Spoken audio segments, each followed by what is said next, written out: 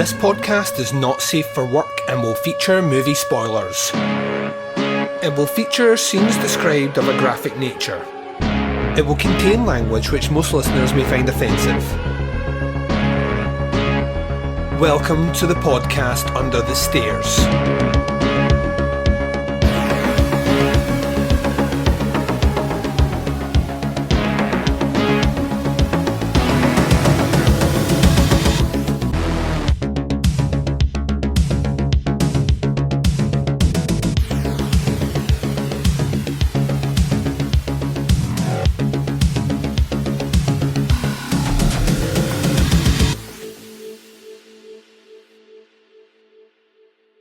Hi everyone and welcome to the podcast Under the Stairs. I'm your host Duncan. Welcome to the show. Up on this episode we officially kick off our 2025 run of shows, and we do it the same way we've done it since the very beginning of the podcast Under the Stairs. We do our countdown at the top 20 horror movies of the previous year. So we will be breaking this up into a 4-part series. You'll be getting approximately 2 episodes a week over the next 2 weeks. And we're starting right here with 20 through to number 16. Now, I will probably mention this a lot, so strap in, but 2024 for me was a rather disappointing year in horror. Now, I know you might have your faves out there. I had my faves. A fair few movies that really ticked the box for me, but if I stack up the movies I viewed in 2024 against pretty much any year in the last 20 years, I think the quality, or specifically even the last 10 years moreover, I think the quality of movies in general were just not there. Now, we have come out of COVID, a lot of these projects have been gestating for a while, a lot of studios have held on to things, some stuff has been rushed through, and I didn't see every single horror movie that was released in the year. However, I did do a count, and I viewed 95 brand new horror movies throughout 2024. So, I did see a few, and my feelings overall were that quality maybe wasn't there like it had been in previous years. So quite a few of these movies that made my list I don't think would have a shoe-in previous years at all. They would be outliers for sure. However, there are a couple of movies that really did just make me really excited to be a horror fan, and the direction of travel that the genre is going from 2024 into specifically 2025 is exciting. There are some studios that are starting to flex a little bit and show a little bit more chops. Neon being the big one. Neon had a great year in 2024. A24 for me is continuing to kill, which I know upsets a lot of people out there that don't like A24 horror movies, and to be honest, I couldn't give a tiny rat's ass about that. You do you and I'll do me. So we are going to count down 20 through number 16 on this episode. The next episode will be 15 through 11, then 10 through 6 and 5 through 1. So yeah, keep watching, and if you're checking this one out, there will be 3 episodes after to check out as well, to see where I land and see how closely my movies match up with yours. Now, as always, we will take a very short break, and when we return you will be getting a little introduction to our 20th pick for Podcast Under the Stairs in the horror year that was 2024. All that and more coming right up right after this. Up at number 20 we have Mum, directed by Adam O'Brien. The synopsis on IMDb for this movie is: struggling with postnatal depression and feeling misunderstood by her husband, Meredith begins to experience terrifying visions foreshadowing an ultimate tragedy. So yeah, number 20 for me is Mum. Now, this movie played at Fright Fest in Glasgow. I think this is my only title from Fright Fest Glasgow, so you'll be able to chill out. I don't know what the release for this looked like in 2024 elsewhere, if it's available, if it's not. Just you go searching for it if you fancy a time that will make you just utterly depressed. Yeah, this was about the biggest standout for me, I think, in the festival overall. I said 2024 wasn't a great year. I don't think Fright Fest had a great year either, if I'm honest. And even though we're going back to check it out in 2025, 2024's lineup overall was underwhelming, to say the least. And this movie stood out mostly because it actually emotionally impacted me. You could have heard a rat piss on cotton in the cinema when this was playing. It just generally had this kind of this aura of kind of depression, and it seemed to sponge the joy out of the room. And by design, the story itself primarily focuses on a new mother's postnatal depression and how that has impacted her relationship specifically with her husband, her ability to look after her baby, but then how it impacts the very home that she's in and the kind of bounds of reality that encompass all that. It's an experience which, don't go in expecting like a silver lining or even a happy ending. This movie kind of just continues to beat the audience member down in a really powerful way. Its central performance is kind of phenomenal in that I genuinely believed what this character was going through. Myself and co-host The Baz both watched this movie together, and I think ourselves and Big Scott were there, and all three of us have went through the whole parenthood thing with small children, and there were certain scenes in this one that just made it deeply, deeply uncomfortable to watch and get through.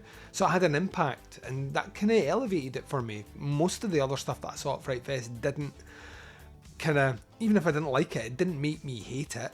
I just felt kind of indifferent, while this one had a connection with me, and it had me invested in the entire runtime of the story. So it makes number 20 for me on the list. The movie is called Mum, directed by Adam O'Brien, and yeah, if it's available somewhere, please check it out. It's worth checking out. Do not check it out if you're having a great day though, because you won't be when you finish it. So yeah, number 20 for me, Mum. Number 19 on the list is In a Violent Nature. This is written and directed by Chris Nash. The synopsis for this is listed on IMDb is: when a locket is removed from a collapsed fire tower in the woods that entombs the rotting corpse of Johnny, a vengeful spirit spurned on by a horrific 70-year-old crime, his body is resurrected and becomes hell-bent on retrieving it. So yeah, number 19 is In a Violent Nature. Now I know that this movie was generally polarising and has made a lot of top 10 lists. It didn't connect with me the way I wanted it to, and without relitigating that, because I believe I have reviewed this movie already, so I don't want to go back on that. If you want the full thing, go and check that out. As a concept, really dug the idea. So the movie is essentially a slasher movie, but from the perspective of the kind of lumbering mass killer. What would happen if you followed Jason Voorhees for the entire movie? It's kind of the premise. And as a result of that, there's a kind of almost hypnotic ASMR sort of vibe that runs through the runtime of the movie. It's a lot of our killer walking from one location to another, overhearing conversations that are usually triggering points or kind of cliches or tropes within the slasher genre, before ultimately getting, you know, his hands bloody by killing those damn teenagers that wronged him. The kills are great. I mean, there's no getting around that. Stephen Katansky from Astron 6 is behind the practical effects, and they're great. There's one in particular that I know everyone talked about, and it's absurd, but it's fun absurd. For the most part, the premise works for me. I like the idea of, you know, following a killer from one location to another, overhearing the certain conversations that would generally, you know, kids talking about, you know, premarital sex, taking drugs, etc., which are usually the triggering points for the slasher killer to, you know, off the teen. So I like that aspect of it. Where I thought the movie kind of fell apart was majorly in its pacing. I found that this, I believe it may have borne out of a short movie to begin with, but I kind of felt like the runtime of the hour and a half that it was on felt like we were stretching things. And also this movie takes a turn at the very end where it kind of switches the perspective back to the teenager, but then elongates the ending. So, for example, at the end of every movie, the teenager gets away, or our hero triumphs over evil, and the police arrive, and then the camera zooms out credits or whatever. In the case of this one, it kind of is like, well, what would happen in the immediate aftermath of that? And as a result, we get a almost confusing, to me anyway, ending that just kind of pulled the last life vestige out of this movie by making it feel even longer than it should have been. So I also don't think, there's a lot of people saying it's a really original concept. It's not really. If you've ever seen the movie Behind the Mask, The Rise of Leslie Vernon, then we have done this before. And what was clever about that is, in the case of that one, it was a lot more faster moving pace. It spent a lot more time establishing the mythology of what killers do, the terminology. It was also kind of done through a full documentary style, so it kind of had that coolness, where this one felt like a computer game. It felt like you were the killer in the Friday the 13th game, and you were wandering around trying to find the teens to kill. So I know some people genuinely thought this was brilliant. I, on paper, should have liked this a lot more than I did in viewing, and sadly for me, it kind of passed this year in a way where I think as we started off, there was maybe 3 or 4 films that I was really, really looking forward to, and this was one of them, and it was just added to the pile of disappointment that I found in 2024 overall with my horror movies. So yeah, kind of cool idea. I think extended out far too long, should have been shorter. Not entirely sure what we were going for with the end, and I'm someone that looks into symbolism and really trying to dissect the way characters interact, the words they choose to speak, to try and pull out what the director or the writer is, trying to convey. And all I found was a movie that went on too long with an ending that went on longer than it should. So yeah, there we are. Number 19 for me on the list is In a Violent Nature. At number 18, Alien Romulus. This is directed by Fede Alvarez and based on the screenplay by Ronald Shusett and Fede Alvarez, and the characters and mythology set out by Dan O'Bannon. The synopsis for this movie is listed on IMDb as, while scavenging in the deep ends of a derelict space station, a group of young space colonists come face to face with the most terrifying life form in the universe. So yeah, number 18, Alien Romulus. Excited for this one. I am a bit of an apologist for the Alien franchise overall, if I'm honest. I don't necessarily think there's been a bad movie. Yes, there's been variations of quality. To me, the OG Alien will always be the supreme one that we almost bow down to. But Aliens is a great action movie. Alien 3 is a grossly underappreciated entry in the franchise, even if it did piss David Fincher off to no end. Alien Resurrection is a big dumb sci-fi horror movie, and I can kind of get behind it if we excuse the Alien vs Predator crossovers, which are not worth your time at all. It leads us to Ridley Scott's return through Prometheus and Covenant. Prometheus I loved when it came out. I still love. I know some people have a hard time with that. That's fine. Covenant is a mess of a movie, but it's not a terrible movie. There's still enough in there for me to enjoy, specifically the performance of Michael Fassbender as David, who is an incredible character. Romulus kind of takes us in between Alien and Aliens. So it's kind of delving back into a world that we are, kind of opining for and, comfortable with. And it kind of sets up a really cool aspect, which also is underdone by where the movie goes. So let me put my cards on the table with Alien Romulus. Some people will once again have this a lot higher or be surprised that it scored as low with me as it did, coming at number 18. The first 30 minutes of this movie is kind of set in the colony on the planet where the space station is in orbit, and it kind of portrays a world very similar to if you've ever seen the director's cut of Aliens, then you get a lot of stuff on LB40, that's the name of the planet, can never remember. You get a lot of the stuff on the colony, and it's kind of cool living in that world and seeing how things work, how people interact, what life is like. And actually, in Alien Romulus, the amount of attention to detail to try and capture that so it doesn't feel like it's completely in a different universe is really, really, really well done. Computer consoles act the same way, look the same way as the kind of tech used back then. I love that aspect. I genuinely found the kind of colony stuff really fucking great, and it kind of confused me why we had to go to space.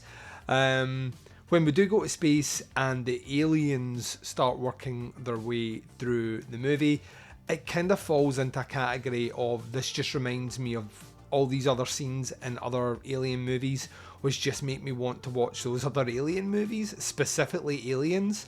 I found it was trying to hit too many sweet spots and too many beats for fandom, as opposed to trying to craft something for itself. And I know Fede Alvarez is a big fan of the franchise overall, and it clearly shows in here. The bit that kind of really started to pick on my brain though was, obviously Ridley Scott's involved in the production side of this, and Fede and Ridley have obviously spent a bit of time together talking about it. They try and shoehorn some Covenant lore into here and some Prometheus lore, which I don't think we needed in this movie. I actually think by leaving it completely separate, that would be fine. It's in a completely different timeline to what we are doing here, and it's never mentioned in any of the other Alien movies except those movies, which kind of feels like, once again, why are we trying to tie these things up? I'm not entirely sure why we're doing that, and I also kind of felt it started to muddle the movie overall. I know some people love the hybrid in the movie. I'm indifferent to it. I think the aliens themselves are scary enough. We don't need another big bad put on top of that. The performance of the android in the movie is excellent. The Ian Holm, what do we call that, hologram CGI generated face was kind of off-putting, and we've been reading in the last couple of weeks for the physical and digital release of the movie, the studio is going back to fix some of that, because I've obviously heard what has come out of that. I just think they could have just mangled the face of that droid and just used the voice, and we would have been fine with that. I don't think we would have cared as much, but as soon as you made him look so obviously intended to be, but so obviously computer generated, it became quite off-putting. Score's great in the movie. It's shot like all the money in the world's been flung at it, and pacing wise it's not too bad at all. But like I say, what starts off as an interesting concept gets lost in a kind of almost greatest hits of the Alien franchise overall, and I've got those movies and I can go back and watch those movies. I think if you're going to try and do something, it's the reason, spoiler alert, The First Omen is not in my top 20, is I found that a movie that was desperately trying to recreate scenes from the movie that comes after it. I don't know why you would do that, because the movie that came after it is iconic. I don't know why you would try and recreate scenes from Aliens in this movie, because that movie already exists, and as an action horror movie goes, it's pretty much the exemplar sci-fi action horror movie ever made. Every movie has copied it, so let's maybe try and not copy it and try and just do something different. So yeah, I believe there are more coming. Hopefully they are not as flag saluting towards the Alien franchise as Alien Romulus is, and that is ultimately why it ended up at number 18 on my list. So number 18 on my list is Alien Romulus. Number 17 on the list is Immaculate. This is directed by Michael Mohan and based on the story by Andrew Lobel. The synopsis is listed on IMDb as: Cecilia, a woman of devout faith, is warmly welcomed to the picture-perfect Italian countryside, where she is offered a new role at an illustrious convent. But it becomes clear that Cecilia, that her new home harbours dark and horrifying secrets. Number 17 for me is Immaculate. This one stars Sydney Sweeney and was the first of the two big... In fact, we have, in the last 2 years, we've had a ton of Catholic horror movies. Like the Vatican horror movies, devil horror movies. It's back in vogue. It's almost as if the world knows that the evangelical right is taking up root back somewhere which we're not going to mention and not name names, but, be prepared for a lot more movies that delve into this subject matter. The two big ones for the year was Immaculate and The First Omen. We've spoken briefly about The First Omen. Not a fan of that movie at all. Immaculate was the more fun movie that I wanted. And it is... I saw some people say before I saw the movie, the last 20 minutes are absolutely fucking bonkers, so hang around for that. People that say that have not seen the movies that I myself have seen, and chances are, if you're a long time listener of this, movies that you've seen. So things that are, they're a bit out there, and they're a bit weird, and they're a bit creepy and a bit gonzo, pale in comparison to like a movie like Baskin, for example, which makes this one look like fucking Mary Poppins. So it's, there's levels of kind of what the fuckery we can get in our horror movies, and this one exists on a relatively moderate level. That's not to take anything away from it. It kind of goes in a... How to put this? There's nothing remarkable about this movie, apart from the end. However, it is a lot of fun to get there. The performances are really good. It's shot very well. It goes a bit bonkers when it needs to. There is some scenes of kind of dread, but nothing that is so over the top. The score is handsome for the movie, and I liked the way it set itself out, even if I could follow it maybe a couple of steps ahead of where it was going. The movie has a kind of wicked sense of twisting things round though, and like I say, the ending is the payoff of what you're buying your ticket for the cinema for is the last 20 minutes of this movie, and it does tick the box for sure. I found Sydney Sweeney's performance actually really, really, really good, and I don't mean to dismiss it by saying actually damning it with faint praise. She was heavily invested in this and actually helped get the movie made. Like, her name being attached kind of pushed it on, and you could see that she was invested in something in it, so she found it fun, and she clearly is having a ball making it. And I kind of want that. I want that in my, horror movies. I want people to be invested in what they do. Don't want them just, going through the motions and collecting a paycheck. And we didn't get that here. And that kind of, her enjoyment in the movie that you could tell through the acting made me enjoy it a lot more than I thought I was going to. This and The Pope's Exorcist, which you don't need to worry, didn't make my 20 either, were the kind of fun, absurd, over-the-top kind of Catholic horror movies that I kind of want in 2024. I think we're at a stage now that if you are of that faith, there are plenty of horror movies out there which will lean into your beliefs in a way that will scare or titillate you. And if you are like the ever-growing portion of the world, which is becoming less and less that way devout, then these movies need to be big, loud, and at times nonsensical in order to get me invested in them, and this one did it. Whereas The First Omen takes itself far too seriously, this one enjoys the subject matter, and as a result, you get a better time out of it. So yeah, this one made my number 17 on the list. It is, of course, Immaculate. And number 16 on the list is Infested. This is directed by Sebastian Vennick and based on the screenplay by Sebastian Vennick and Florent Bernard. The synopsis for this movie is listed on IMDb as residents of a rundown French apartment building battle against an army of deadly, rapidly reproducing spiders. Number 16, the final movie on this episode, is Infected. Yeah, this one surprised me. It's currently available on Shudder. I believe it's classed as a Shudder original, so if you have a Shudder account, then you can go away and check it out and then come back and hear the brief thoughts I have to say about it. This might be one of the last movies I checked out before my Shudder account lapsed, mostly due to diminishing views from me over the past year and a bit. I found myself watching it a lot less and still paying for it. And when you're paying for Netflix, Amazon, etc., you get to a certain point where you kind of look at, am I even benefiting by having these services? And to stress, I was like an OG Shudder subscriber. I was like in the original group of people in the UK that actually purchased, and I think for the first 2-3 years I got the reduced membership because of that.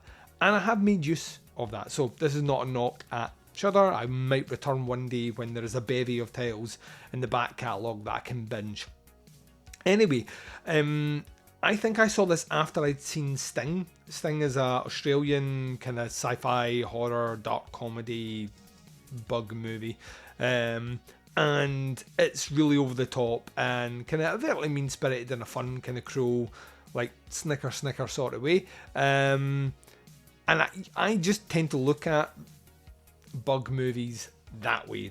I don't have a phobia of spiders, don't have a phobia of snakes, don't have a phobia of any of that stuff. So as a result, it doesn't always really resonate with me. So you might as well play it big, bold, outrageous, for laughs, and that's generally how I get invested.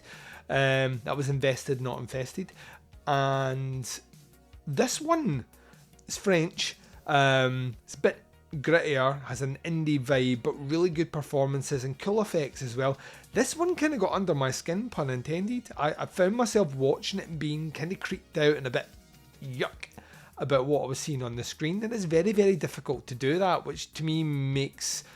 It's no surprise it's French, so it has a kind of grittiness about the production, but it kind of caught me off guard. I wasn't expecting it, and as a result I watched it for its entire runtime during my 31 of October,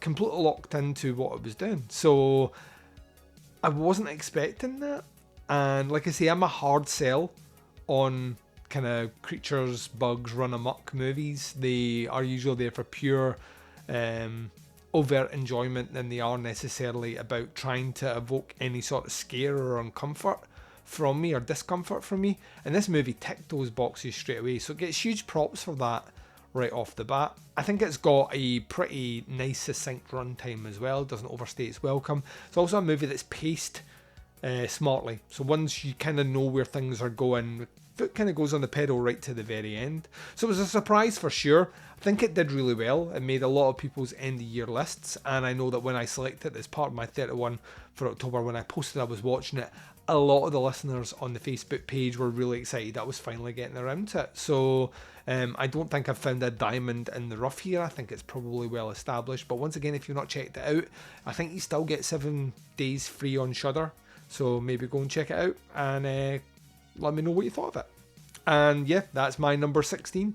It was Infected. So yeah, there we go. Believe it or not, we've reached the end of this kind of initial 5 movie reviews, counting down 20 through 16 for the podcast Under the Stairs horror top 20 of 2024. So at number 20, you remember from this episode, number 20 was Mum, number 19 was In a Violent Nature, number 18 was Alien Romulus, number 17 was Immaculate, and number 16 was Infected. So there you go. Go forth, check them out. Now, if you're checking this out on YouTube, please hit a like, a subscribe, and a ding in the bell, and that way you get notifications whenever I drop episodes. You can also comment in the comments below. Let me know what you thought. Did you like some of these movies? Are these top 10 for you? Top 5 maybe? Or maybe not even top 20? Are there movies you think I didn't see throughout the years, notwithstanding the fact that I've still got 15 to count down that you think I should be checking out? If so, start a dialogue in the discussion boxes below, and I look forward to reading them. If you're checking us out on Spotify or the Anchor app through the video podcasting bit they have there, please make sure you're subscribed to the podcast there. And if you're listening to the audio version of this on any of the podcatchers out there, then once again, make sure you're subscribed. There's about 1,400 episodes in the RSS feed for the back catalogue of the podcast Under the Stairs. You get access to all of them and all the ones moving forward that I record for your listening pleasure. Lastly, thank you very much for checking out this episode. 2025 is going to be a fun one. Tons of things planned this year, mixing up the format a little bit, a lot more guests on, a lot of horror head-to-head. We'll be doing a lot of that this year. So tons of guest voices for me to torture for your pleasure. So wherever you are, what the time zone is, and whatever you're up to in this big bad world of ours, please take care of yourselves out there. I'm Duncan McLeish, and I'm broadcasting live from Under the Stairs. And until then, speak to you soon.